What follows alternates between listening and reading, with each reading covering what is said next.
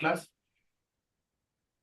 Yes, तो sir. Last class में पढ़ा था section 1, sort, title, extend and commencement, right? इसका मतलब क्या था कि इस एक्ट को हम सीजीएसटी एक्ट को, central goods and service tax को, क्या एक्ट को हम क्या बोलेंगे? सीजीएसटी एक्ट बोलेंगे।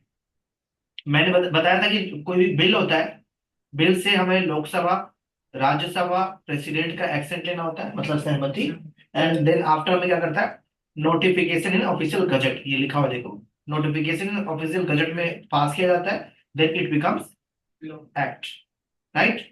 तो इस एक्ट को क्या बोलेंगे हम? CGST act. सिमिलर ये सेक्शन है, सेक्शन जब आईजीएसटी एक्ट पढ़ोगे तो उसमें भी सेम है, उस एक्ट को हम आईजीएसटी एक्ट कहेंगे। देन आता है it extend to whole of India. India मतलब क्या था?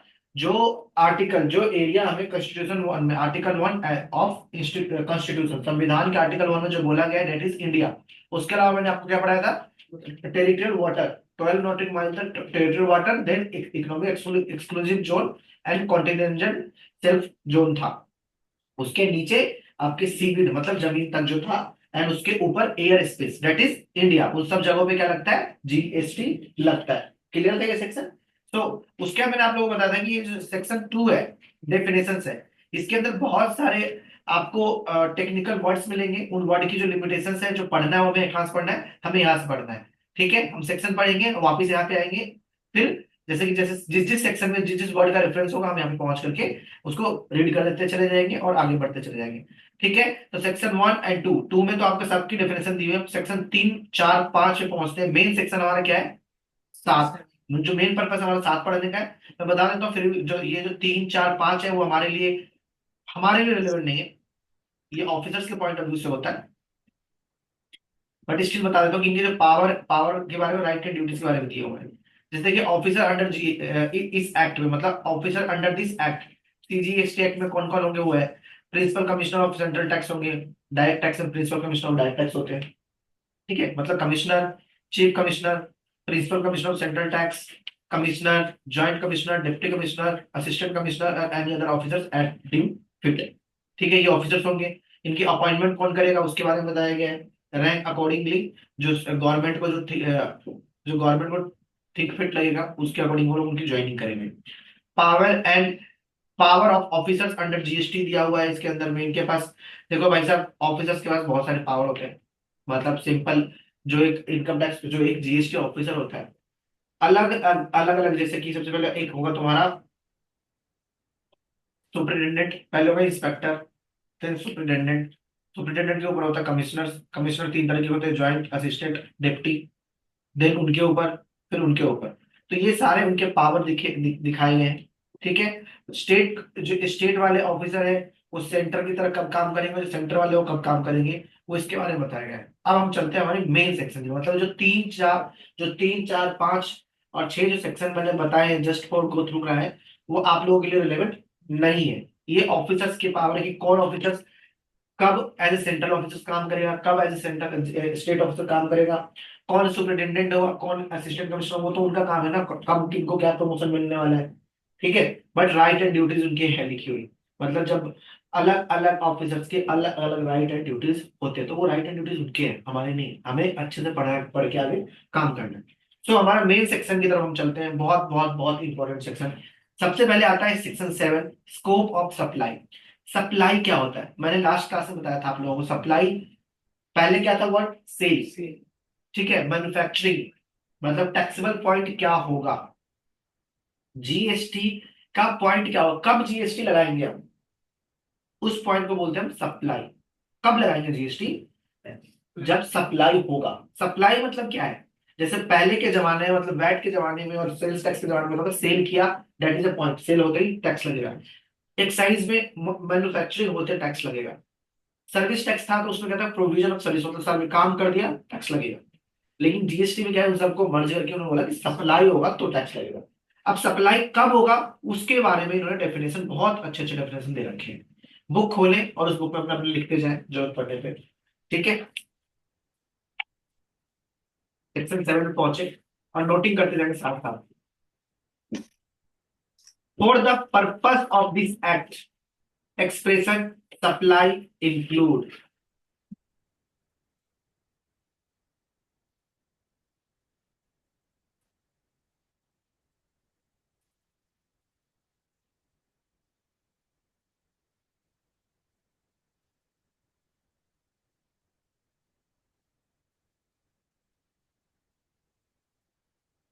For the purpose of this act, expression supply includes all form of supply of goods or services or both, such as sale, transfer, barter, exchange, license, rental, lease, disposal made or agree to be made for a consideration by a person in the course and purpose of business. ये कह रहा है कि कोई भी goods और services का cell कर रहे हो, ट्रांसफर कर रहे हो, बार्टर कर रहे हो, एक्सचेंज कर रहे हो, लीज पे दे रहे हो, रेंटल पे दे रहे हो या देने की एग्री कर रहे हो कि मैं दूंगा फॉर ए कंसिडरेशन, मतलब पैसा किसके द्वारा, एक पर्सन के द्वारा, और कब, बिजनेस के ड्यूरेशन, पर्सनल पर्पस के लिए नहीं। पर्सनल पर्पस में अगर तुम किसी को बॉटल बेच रहे हो या लैपटॉप बेच रहे हो, पर्सनल आपका बिजनेस नहीं है, तो उस पर जीएसटी नहीं लगेगा। अगर आप बिजनेस कर रहे हो और उस केस में अगर आपने ये सारे ट्रांजेक्शन कर रहे हो और उसके बदले में क्या ले रहे हो, पैसे, तो क्या लगेगा, जीएसटी लगेगा। अब हम इन सबकी मीनिंग पे जाते हैं। गुड्स एंड सर्विसेज की मीनिंग। गुड्स की मीनिंग क्या है? गुड्स पे पहुंचेंगे सेक्शन 2 सबसेक्शन 52। अपने अपने नोटबुक में नोट कर लेना जो इंपॉर्टेंट पॉइंट लगे, खाली मत रखना प्लीज, घर पे पहुंचेंगे आपको समझ में नहीं आएगा। ये रहा, पढ़िए। अब क्या कहता है? Goods, goods means every kind of movable property other than money and security but includes actionable claim, growing crops, grass and things attached to or forming part of the land which are agreed to be served before supply or under the contract। दोबारा पढ़िए। Movable property मतलब क्या होता है? एक चीज से दूसरी जगह पे रखा जा सकता है। क्या बिल्डिंग रखा जा सकता है? तो क्या बिल्डिंग गुड्स में आएगा? सर बिल्डिंग, जो बिल्डिंग्स में डील करते हैं उनके लिए तो गुड्स होगा सर, जैसे प्रॉपर्टी डीलर वगैरह, वैसे नहीं आएगा। मूवेबल प्रॉपर्टी है, मूवेबल प्रॉपर्टी में तो नहीं आएगा सर। फिर भी बिल्डिंग पे जीएसटी लगता है? अ, यस और नो? कहाँ लगता है, कब लगता है? जब हम बेचते हैं या तो बिल्डिंग रेंट वगैरह पे दी है तो उस पे लगेगा मेरे ख्याल। तो जैसे यूज करने के लिए दे दी, लीज पे दे दी तो लगेगा, बट आपकी क्वेश्चन ये बिल्डिंग की सेल कॉस्ट, सेल और परचेज होएगी तो उस पे तो वो टैक्स वगैरह लगेगा, कैपिटल गेन का। लैंड पे लगता है। दोनों में डिफरेंस है। हम शेड्यूल 2 पढ़ेंगे तब बताऊंगा क्या डिफरेंस है। वैसे बिल्डिंग के सेल एंड परचेज में जीएसटी नहीं लगता, ये ध्यान रखना, ठीक है। शेड्यूल 2 में बोला हुआ है कि अगर आपने कोई बिल्डिंग कंस्ट्रक्शन करवा रहे हो, कंस्ट्रक्शन करवा रहे हो, और कंस्ट्रक्शन कराने से उसमें एक होता है कंप्लीशन सर्टिफिकेट। अगर कंप्लीशन सर्टिफिकेट से पहले 1 रुपए भी दे देते हो बिल्डर को, देन वो सर्विस है और उसके ऊपर भी जीएसटी लगता है। इसीलिए जो डीएलएफ वगैरह लोग होते हैं जो फ्लैट बेचते हैं, उसमें बोलते हैं कि मैं आज से 5 साल फ्लैट दूंगा और पहले एडवांस ले लेते हैं, राइट। और पहले एडवांस क्यों लेते हैं? ताकि सस्ता पड़ता है। जो बना बनाया लोगे तो 4 करोड़ में मिलेगा, और अभी अभी पैसे डालना शुरू कर दो तो 2-2.5 करोड़ में मिल जाए, फिर उसमें जीएसटी भी लगता है, ठीक है। तो ध्यान रखना, जो लैंड एंड बिल्डिंग है उसके ऊपर जीएसटी नहीं लगता। क्यों? क्योंकि वो इमूवेबल प्रॉपर्टी है। जीएसटी किसमें लगता है? Movable property. सबसे पहले ध्यान रखना, other than money and security, money के ऊपर जीएसटी लगता है, सिक्योरिटी पर जीएसटी नहीं लगता, ठीक है। वहां देखो, movable property other than money and security but includes external claims, growing crops, grass and things attach to a farming part of land. मतलब कह रहा है कि जो घास है, कोई फसल है, उसके ऊपर जीएसटी लगेगा। कोई भी थिंग्स जो धरती के साथ अटैच है लेकिन बेचने से पहले उसको काट के बेचा जाता है, तो उसके ऊपर जीएसटी लगे। क्लियर है गुड्स की मीनिंग? अब एंटायर वर्ल्ड में सारा चीज तो मूवेबल है, कुछ चीजों को छोड़ करके, एक लैंड बिल्डिंग छोड़ करके उन्होंने मनी को हटा दिया, सिक्योरिटी को हटा दिया कि भाई इमूवेबल प्रॉपर्टी पे, मनी पे और सिक्योरिटी पे जीएसटी नहीं लगेगा। एक्सटर्नल क्लेम पे लगेगा, ग्रास पे लगेगा, फसल पे लगेगा, और बेचने से पहले अगर उसको काट के बेच दो तो लगेगा, ठीक है। तो ये तो गुड्स माना जाएगा, अदरवाइज रिमूवल हो गया, राइट। तो गुड्स की मीनिंग समझ में आ गई। अब हम चलते हैं सर्विस की मीनिंग पे। सेक्शन 102 पे आइएगा, sorry sub section 2 sub section 102।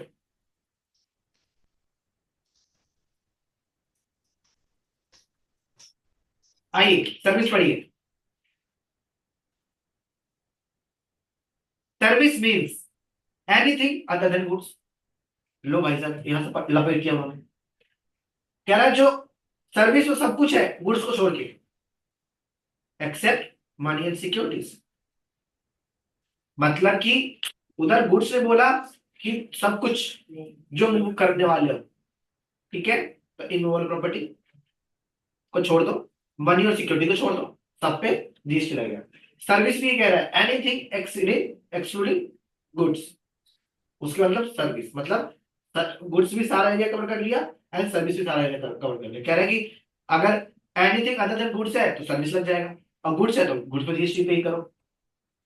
ठीक है, तो मनी को छोड़ के, सिक्योरिटी को छोड़ करके वो सारा का सारा सर्विसेज है, but includes activity related to use of money or its conversion by cash or by any other mode from one form currency to second form of currency and so on। मतलब मैं बता देता हूँ, कई बार आप लोगों के पास डॉलर होता है और बोलते हो मुझे रुपया दे दो, मेरे पास रुपया होता है मुझे डॉलर दे दो, बोलते हो। कई बार पाउंड रखा होता है, बोलता है मुझे डॉलर दे दो, होता है। तो इसको जब हम कन्वर्जन कराने जाते हैं तो क्या कंसिडरेशन लगता है, बोलते हो कि मुझे 1 लाख डॉलर दे दो, तो 1 लाख डॉलर मल्टीप्लाई में आजकल 88-90 के आसपास चल रहा है, 90। तो 1 लाख मल्टीप्लाई 90, 90 लाख रुपए तुम्हारे लगेंगे, तो 1 लाख का डॉलर मिलेगा, लेकिन उसका बदला जो कन्वर्जन चार्जेस होता है, वो बोलता है जी मैं 50,000 conversion charges as a fee लूंगा। क्या लूंगा? As a fee. तो उस 50,000 पे जीएसटी लगेगा, 90 लाख पे नहीं। मैं दोबारा रिपीट कर रहा हूं, देखो कह रहा है कि मनी एंड सिक्योरिटी के ऊपर जीएसटी नहीं लगता, लेकिन अगर आप कन्वर्ट कराते हो एक डिनोमिनेशन से दूसरा डिनोमिनेशन, एक करेंसी से दूसरा करेंसी, ठीक है, सपोज आज ही बैंक में जाते हो तो बैंकर से बोलते ना कि मुझे 10-10 के नोट दे दो, 1000 1000 रुपए 10 नोट दे, तो बोलता है जी 10 रुपए एक्स्ट्रा चार्ज लगेंगे, 50 रुपए एक्स्ट्रा चार्ज लगेंगे। तो उसने तुम्हें दिया 11, तुम दोगे उसको 1150, 1050 रुपए, और तुम्हें 1000 की गड्डी दे देगा। तो जो 50 रुपए एक्स्ट्रा है ना, उस पर जीएसटी लगेगा, 1000 पे नहीं। क्यों? क्योंकि मनी पे तो जीएसटी लगता ही, उसने जो अपने काम करने का एक्स्ट्रा पैसा लिया उसके ऊपर जीएसटी लगेगा। क्लियर है? तो अब जीएसटी किस पे लगता है, मोटा मोटा बताओ, जीएसटी किस पे लगता है भाई? गुड्स और सर्विसेज। क्लियर है? कुछ नहीं छोड़ रहे हैं। किस पे लगेगा? Goods and services. Goods and services में। अब बता दो इन्होंने किसको छोड़ दिया भाई? एक मूवेबल को छोड़ दिया, एक मनी को छोड़ दिया, और एक सिक्योरिटी को छोड़ दिया। उसके बाद इन्होंने कुछ नहीं छोड़ा, बताओ सब पे जीएसटी लगेगा। सोच के बताओ कुछ ऐसा बचा जिसे जीएसटी नहीं नहीं लगता हो? कोई भी चीज ऐसा नहीं है। बट एक नेगेटिव लिस्ट है, negative list in the sense इन्होंने नेगेटिव लिस्ट जारी किया है कि कुछ सर्टेन लाइन आइटम्स है जिसपे जीएसटी नहीं लगेगी। हाँ, एग्जाम नहीं, एग्जाम अलग है, जीएसटी से परव्यू से अलग है। जैसे employer and employ, employer employ salary पे जीएसटी नहीं लगता, ठीक है। Sale of land and building पे जीएसटी नहीं लगता। शेड्यूल थर्ड पढ़ेंगे हम अभी आगे, नेगेटिव लिस्ट जिसे कहा जाता है। जो बड़े बड़े ओहदे पे बैठे हुए हैं लोग, जैसे जज हो गए, तो जज जो अपनी सर्विस देंगे उसके ऊपर जीएसटी नहीं लगेगा। पंचायत में जो पंचायत होता है उस पर जीएसटी नहीं लगेगा। शमशान घाट की जो सर्विसेज होती है उसके ऊपर जीएसटी नहीं लगेगा, राइट। तो ऐसे से कुछ सर्विसेज है जिसकी जीएसटी नहीं लगेगा। क्लियर है? अब यहां तक किसी को कुछ पूछना है? Anyone anyone wants to ask anything? आप एक काम कीजिए, 2 मिनट का ब्रेक लीजिए और इसको दोनों को रिवाइज कीजिए फटाफट। बिजनेस मीन्स या इंक्लूड्स एनी ट्रेड,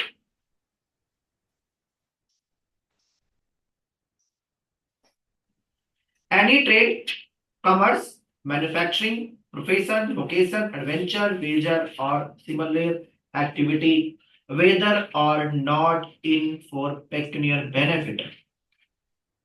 किसी भी तरह का ट्रेडिंग कर रहे हो, किसी तरह का बिजनेस मतलब कॉमर्स कर रहे हो, किसी भी तरीके का मैन्युफैक्चरिंग कर रहे हो, किसी भी तरह का प्रोफेशन है आपका, किसी भी तरह का वोकेशन है, किसी भी तरह का एडवेंचर है, किसी भी तरह का वेजर है, और सिमिलर एक्टिविटी आप कर रहे हो, चाहे पैसा ले रहे हो चाहे पैसा नहीं ले रहे हो, बिजनेस माना जाएगा। क्लियर है जी? कल को आप बोलो ये लाइन विद और विदाउट पिक्यूनियरी बेनिफिट क्यों ऐड किया गया है? सपोज करो कि आप किसी भी चीज का बिजनेस कर रहे हो और एक टाइम के लिए आप बोलते हो जी मैं पैसे नहीं लूंगा इनसे, या डोनेशन मिलता है आप लोग कई तरीके से, तो वो कह रहा है कि ये बिजनेस माना जाएगा। ठीक है। वोकेशन मतलब पता क्या होता है? जो घूमने उमने वाले बंदे होते हैं ना, फ्री ऑफ उस बेसिस पे काम करते हैं। एडवेंचर वाले बंदे एडवेंचर कराने के पैसे जो लिए जाते हैं, जो अगर आप मनाली उधर उधर जाते हो पहाड़ों वहाड़ों में, तो एडवेंचर कराने के अलग अलग ट्रिप प्लानिंग हो जाती है, तो वो भी आपका बिजनेस है।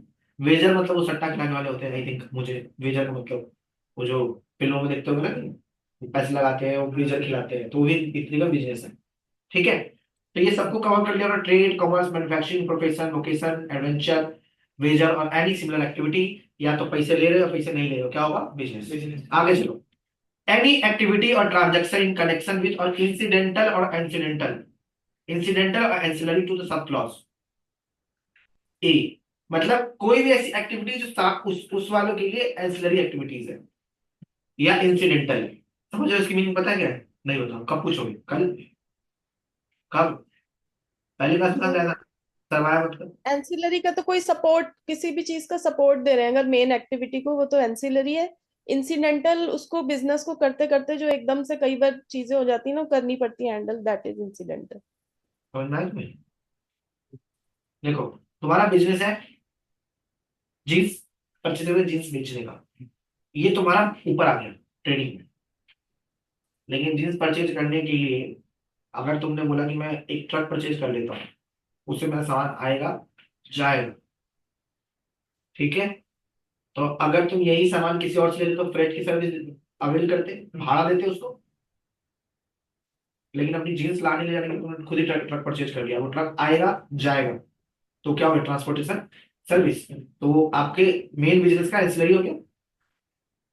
क्लियर है? तो कोई बिजनेस करने की बहुत सारी एक्टिविटीज करनी पड़ती है। जैसे हम सीए सर्विस प्रोवाइड करते हैं, सी वाली ऑडिटिंग वाली, हम कंसल्टेंसी भी देते हैं, ऑडिटिंग भी करते हैं, कुछ क्लाइंट्स का बुक राइटिंग भी करते हैं, जिसके बुक राइटिंग करते हैं उसके मॉनिटरिंग करते हैं। समझ में आया? तो जैसे अगर तुम्हारा बिजनेस है तो बिजनेस में तो बहुत सारी चीज तुम पहले, हो सकता है कि तुम बोलोगे पहले मैं जींस की शॉप बेचूंगा, सॉरी शॉप में जींस बेचना शुरू करूंगा। नेक्स्ट क्या होगा? अगर आपका काम धाम चल गया तो आप बोलोगे जी मेरे मेरे दुकान के आगे बहुत सारी भीड़ लगती है, तो कोई बंदा अपना अपने एडवर्टाइजिंग का पोस्टर चिपका के चला जाएगा, तुम बोलोगे मैं इसका पैसे लूंगा। दैट इज ऑल्सो, तुम्हारे पास पैसा आएगा ना उसका, तो पैसा आएगा तुम क्या करो? पे तो करोगे। That is also activity which related to incidental ancillary, हो सकता है, राइट? ठीक है, तुम बोलते हो जी मेरा नाम चल गया तो मैं अपना वो बेचूंगा, फ्रेंचाइजी बेचूंगा। मेन एक्टिविटी क्या थी? जीन्स बेचना। उससे तुमने क्या क्या एक्टिविटी करना शुरू कर दी? तो दैट इज इंसिडेंटल एंसिलरी। उसके बाद कहता है सी पॉइंट, कह रहा है कि any activity in nature to sub clause A above ये वाला, whether or not there is a volume, volume हो या ना हो, फ्रीक्वेंसी से हमें कोई मतलब नहीं, कॉन्टिन्यूटी है या नहीं है, रेगुलरिटी है या नहीं है, सच ट्रांजेक्शन। मतलब आप बोलते हो जी मैंने तो एक बार ही बोला था पोस्टर लगाने की मैं 1 करोड़ रुपए लूंगा। सर मैंने तो एक बार ही बोला था, एक बार का थोड़ी ना जीएसटी लगेगा। मैंने तो एक बार ही फ्रेंचाइजी बेची थी, मेरा एक बार फ्रेंचाइजी बेचा था, मैंने 1 करोड़ ले लिया था। वॉल्यूम भी सर छोटा मोटा है, फ्रीक्वेंसी मैंने पूरे जीवन में एक बार ही किया है, और ये आगे कंटिन्यू होने वाला है कि नहीं होने वाला इससे मतलब नहीं है। कहना कि अगर आपका काम जीन्स बना के जीन्स बेचने का था और आपने एक स्पेस जो आपके दुकान का खाली पड़ा था वहां पे बोला कि जो भी एडवर्टाइजमेंट करेगा उससे 1 करोड़ रुपए लूंगा, तो ये नहीं बोल सकते कि सर मैंने पूरी लाइफ में एक बार 1 करोड़ लिया तो ये मेरा बिजनेस नहीं है। ऐसा नहीं बोल सकते हो, इट इज अ बिजनेस। ठीक है? तो तीसरा क्लॉज ये कह रहा है कि कोई भी बिजनेस ट्रांजेक्शन कर रहे हो तो आप ये नहीं बोलोगे कि जी मेरा ट्रांजेक्शन 1 रुपए का है, जी मैंने तो पूरे साल में एक बार ही किया है, ये तो मैं अगले जीवन में कभी करूंगा ही नहीं। किया है तो बिजनेस है, और बिजनेस है तो जीएसटी है। ठीक है? क्लियर है? आगे चले। तो क्लॉज 1 2 3 इंटरडिपेंडेंट था। क्लॉज 1 कहता है कि कोई भी बिजनेस कर रहे हो, क्लॉज बी करता है कि कोई भी उससे एंसिलरी एक्टिविटी कर रहे हो, इंसिडेंशियल एक्टिविटी कर रहे हो तो भी बिजनेस है। थर्ड ये कह रहा है कि चाहे आप कोई बिजनेस साल में एक बार करो, चाहे वो 1 रुपए का करो, चाहे कंटिन्यू करो चाहे मत करो, अगर आपने कोई भी ऐसी एक्टिविटी करी है जो मतलब बिजनेस है और एंसिलरी एक्टिविटीज है तो उस पर जीएसटी, अगर बिजनेस है तो जीएसटी लगेगा। क्लियर है? आगे चले। डी, सप्लाई और acquisition of goods including capital goods and services in connection with the commencement और क्लोजर ऑफ बिजनेस। कह रहा है कि गुड्स या कैपिटल, कैपिटल गुड्स मतलब फिक्स एसेट समझ लेना आप लोग। कोई भी बिजनेस शुरू करने से या बिजनेस बंद करने से रिलेटेड, देखो यहां कमेंसमेंट और क्लोजर, सप्लाई और एक्विजिशन मतलब या तो बेचना, सप्लाई मतलब बेचना या परचेज करना, गुड्स या कैपिटल गुड्स और services in commencement and closure of business. कह रहा है कि भाई मैं तो बिजनेस बंद कर रहा था इसलिए मैंने अपना फिक्स बेच दिया, मैं तो बिजनेस बंद कर रहा था इसलिए मैंने कैपिटल जो मेरा स्टॉक था वो बेच दिया, मैं तो बंद कर रहा हूं तो आप तो उसमें जीएसटी लगाओगे। यस, अगर अपना बिजनेस बंद कर रहे हो या बिजनेस शुरू करने वाले हो उससे रिलेटेड अगर आपने कोई गुड्स परचेज किया है, और गुड्स कोई सेल किया है या कोई कैपिटल गुड्स परचेज किया है, कैपिटल गुड्स सेल किया है, उस पर भी जीएसटी लगेगा। जीएसटी वो बिजनेस है, क्या है वो, बिजनेस है। अब ये बिजनेस डिफिनेशन पढ़ रहे हैं तो वो बिजनेस है, क्लियर है। जीएसटी तो जब लगेगा तो पांचों कंडीशन सेटिस्फाई होगी, goods, consideration, furtherance of business and person के द्वारा। अगर इनमें से कोई भी कंसिडरेशन नहीं है तो जीएसटी नहीं लगेगा। लेकिन सर्टेन ट्रांजेक्शन है जहां पे कंसिडरेशन नहीं होगा तो भी जीएसटी लगाएंगे, शेड्यूल 1 बताता है, पढ़ेंगे अभी। चलो जी, क्लियर है यहाँ तक। Yes sir. Provision by a club, association, society or any other such body for a subscription or an after consideration for facility whatever।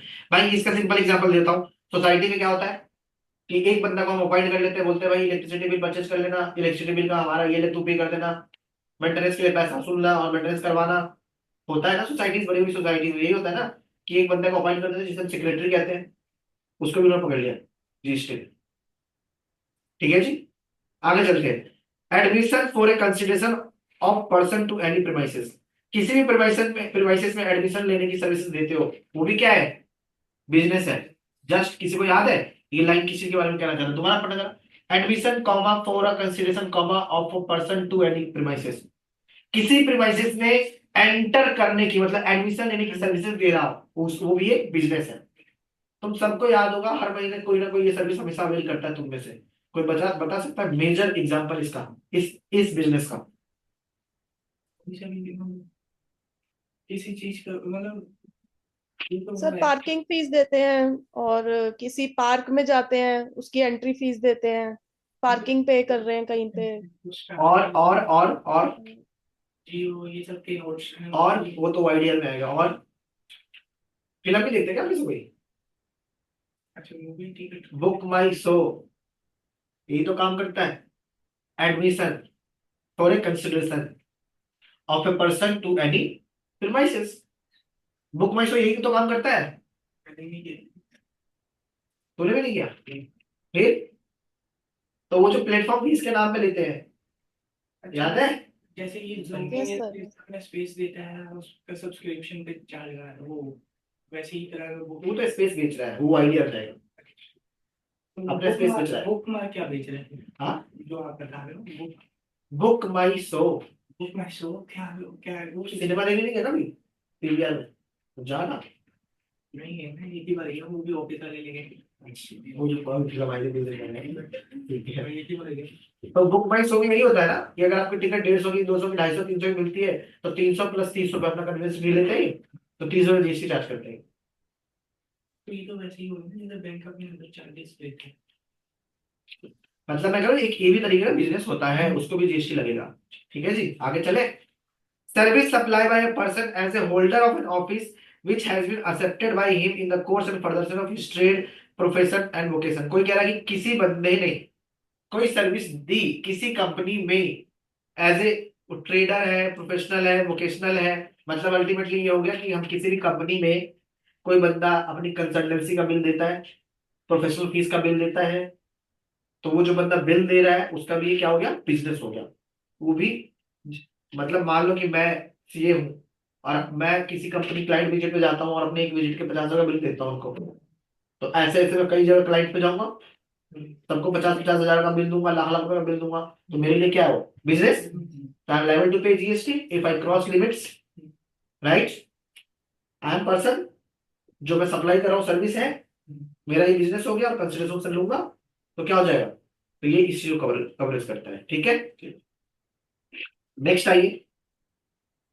Activities of race club including by way of totalizer. ये जो total करने वाले जो वहां पे सट्टा खेले जाते हैं ना, तो टोटल करने वाले जो बंदे बैठे होते हैं, ये उसकी बात कर रहा है, वो भी क्या है, एक बिजनेस।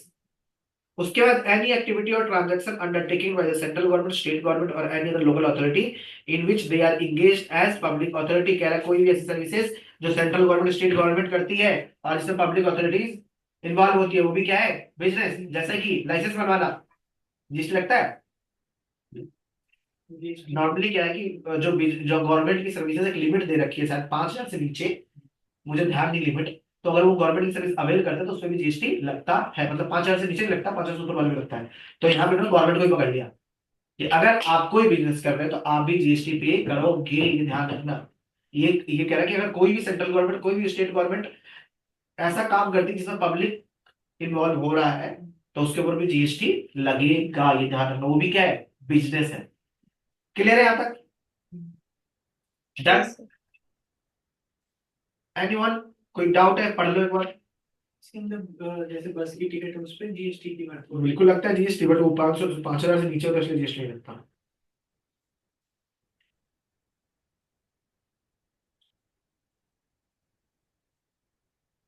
बोलो जी, डन। अब हम पढ़ेंगे ये yes वाला sir. Section, section 31 consideration. Ma'am आप दोबारा ज्वाइन कर लेना।